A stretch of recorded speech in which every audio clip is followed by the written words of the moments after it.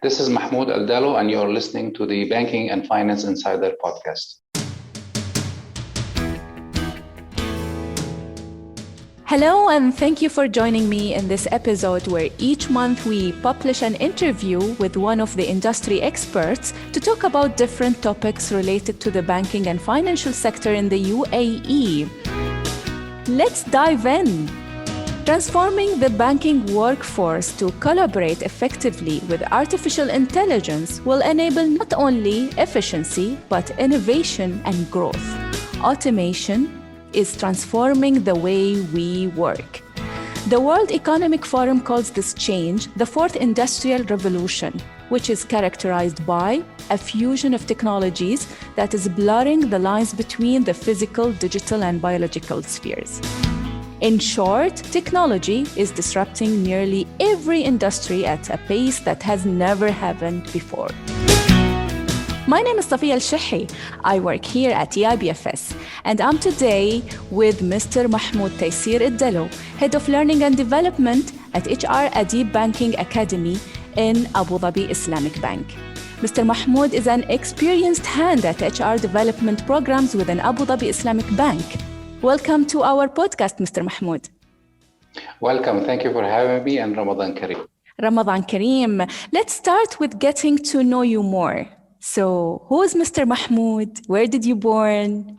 When did you start in this field? What are you doing and why? I started my career back in Canada after I graduated from university. I finished my undergraduate degree in human resource management and industrial relations. And then I moved to the region. I've been in different GCC countries and in the UAE, mainly in banking and finance for the past 20 years. And I've been always an HR professional, generalist at my core, and also have worked in different specialization in human resource management. Wow, amazing. Back in the days, which skill set was the most important for you and generally for the workforce? Actually, I do recall as a student when I tried to do my internship and after graduation also, all the employers at the time, regardless of industries, always looked at work experience, and it was quite challenging coming out of university and you don't have, the work experience. So I think at the time, work experience, and to a certain extent, some of it is still available today. The postgraduate academic qualification, whether a bachelor or MBA, was also very much valued at the time. Mm-hmm. Technology is disrupting nearly every industry at a pace that has never happened before. How did that impact the banking industry? I think digital banking has been changing the industry for years now. And with the economic pressures on business operating costs and the pandemic effect, distant service channels that have been available for some time now. Previously, I think they were more a nice to have, but now they have become more essential for all banks, sales and service channels. That have resulted in the process changes across all levels in many of the financial institutions. You've mentioned the pandemic, Mr. Mahmoud, and as the COVID-19 crisis has evolved, how did your bank department rethink strategies around how to get work done and how to serve customers? I think in the bank, we have done a great job to be able to serve our customers and also ensure the safety of our employees. But I can speak for my department in the Banking Academy. We have been working on a few years back, pre-pandemic, on the digital learning journey. And that helped us in terms of pivoting and moving our content towards e-learning and towards distance learning. So when the pandemic hit, we were able to pivot the instructor-led programs from an in-person delivery to remote delivery using technologies and platforms like Microsoft Teams and WebEx and Zoom. And that helped us continue the services without a drop in quality. So do you think it's still impossible to know what is the new normal will be? I think there's no point trying to predict the future. I think we just need to be adaptable and cope with the changes in the industry and the regulatory evolving framework, whilst we're looking for new ways to grow the business. I think that's the best solution. So saying that, what will determine bankers' success? I think the banker's success will just depend on their ability to be agile and adaptable and to look for new ways of serving and growing the business. Mm-hmm. Do you agree that COVID-19 puts a spotlight on the digital skills gap? That's a good question. I think the pandemic have moved the talent management into a different approach in how we select talent, how we retain, and how we develop them, away from classical measurements, just like performance reviews and so forth, more towards skill-based. And I think there still needs to be a need for people who are good communicators, strong in emotional intelligence. But we have to develop the people towards the new BI, coding, cybersecurity, and remote management skills, which are becoming essential more and more nowadays. So what are the threats from the current skills gap? I think looking for old ways of solving new problems. I think some of the skills that were helped us in the past need to be developed to evolve. When the way you do your job is becoming more remote and you have to use different technologies and different methodologies, you have to have new skills. And then this skills doesn't mean purely technical. It also you have to have behavior skills that can keep you able to cope with these constant changes. Mm-hmm. So talking also about the futuristic trends, like the collaboration and augmentation of humans by machines, how can we prepare ourselves for that? I think, first of all, the banks need just to have a clear understanding today on how the organization is being configured and how it will look like in the future. I think digital and technological changes, which are moving at a very rapid pace at different industries, not just in banking, and how to be able to meet these expectations of the customers. The key is just to pick and choose the technologies and the platforms that works for the organization and how you can cascade that down to your employees. Mm-hmm. And make sure on the long term that this is sustainable and not just, you're doing it because it's a fad or it's happening at the year, that this is sustainable on the long term. But from your experience, do you think that banks have a clear understanding today of how work in their organizations will be reconfigured by intelligent machines? I think the ones that have started pre-pandemic on their digital learning platforms have figured out what they need to use artificial intelligence, machine learning, fintech, and blockchain in terms of they can leverage these technologies to grow their business. I think the ones who haven't will probably will struggle with it.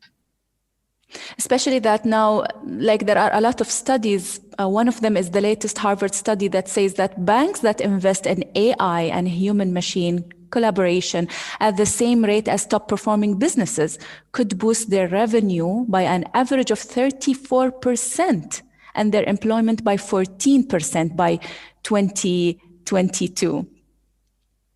That's fascinating numbers, yes. Yeah. So now going back to the skills, what are the top 5 vital skills of the future the young bankers and new joiners in the industry should have? I think generally for new joiners, I would just, my advice, if you're coming out of university, just to be a good learner, to absorb, be a sponge and learn as much as you can. And be patient with your career path, because now the way the career path for a new joiner is not going to be typical vertical. Some will be horizontal, some will be diagonal. You might have to collaborate and work with teams in person or remotely. So the working environment is evolving. I think in terms of skill set, generally speaking, is to be persistent, to have grit, to expect that you will fail multiple times before you succeed. It's important now to adapt to the virtual workspace, how you're able to collaborate people who are not in the same room or city or country. Be able to build trust, and be an active listener, and be a good team player. I think these are the skills of the future. Yes. According to the McKinsey Global Institute, as many as 375 million people around the world will need to change occupational categories by 2030 due to automation, as you mentioned, Mr. Mahmoud. How should HR leaders and learning and development leaders like yourself adapt and help their companies to be prepared for this future?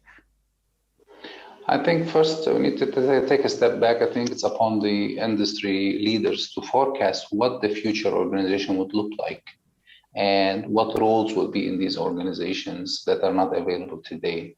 And then ensure that the HR professionals and other stakeholders are aware, so they're able to build the development plans and development pools that can meet all these future industry needs and ensure that we have the right skill sets. Mm-hmm. Why is it essential to have a learning pathway for individuals? That's important because the learning pathway provides a roadmap for the employees on the tools, on the programs and certifications they need to acquire while they're employed in their current job or aspiring for future jobs. It just paves the way toward a much clearer career path and ensures the employees are retained while they have the visibility on where they will be in the future. On that note, and as a leader, how often do you face resistance? And do you have a plan to guide your organization and employees to be prepared for changing business requirements? I think it's almost daily we face resistance in our personal life and our professional life. I think some of us enjoy doing things in our old ways as human beings. But I think change management helps us as individuals and professionals to deal with emotions because, when you're dealing with change, you deal with lots of human emotions and how to overcome these and how to show the right solutions and look at new ways because change is a constant in our life. Mm-hmm. So do you agree that self-development will become more important for personal and professional growth? I believe that personal and professional development go hand in hand. I mean, both must be self-driven by the individual. I don't see someone who is professionally driven but not on the personal. I think they both go hand in hand. And it's upon the organization just to provide the platform, the tools for the employees who are self-motivated and driven and without waiting to be pushed into certain development activities. We just have to be what I like to call an expert learner. You teach yourself, you educate yourself, you read a lot, and then the good things will follow. I like that, expert learner. I like that. So finally, and I can consider you as an expert learner as well, Mr. Mahmoud. Of course, yes. Yes. What's your recipe for personal and professional growth? I think life is a learning experience. I think a graduate from university or someone who's retiring will continue learning. And the past year had clearly shown us that whoever predicted the future didn't know what they were predicting because nobody knew what was happening last year and what we're going through still today. And nobody could have predicted the skills and the knowledge acquired. But all one can do is just, continue learning, being positive and carving their career path and being, humble about it. Fantastic. And to not forget, it is all about staying open-minded, which is the mindset that we need for a better future. Don't you agree? Of course. I have learned a lot from you, Mr. Mahmoud. It was my pleasure to host you in today's episode. Thank you so much for joining us. Thank you. To our listeners, until we meet, stay safe and keep growing.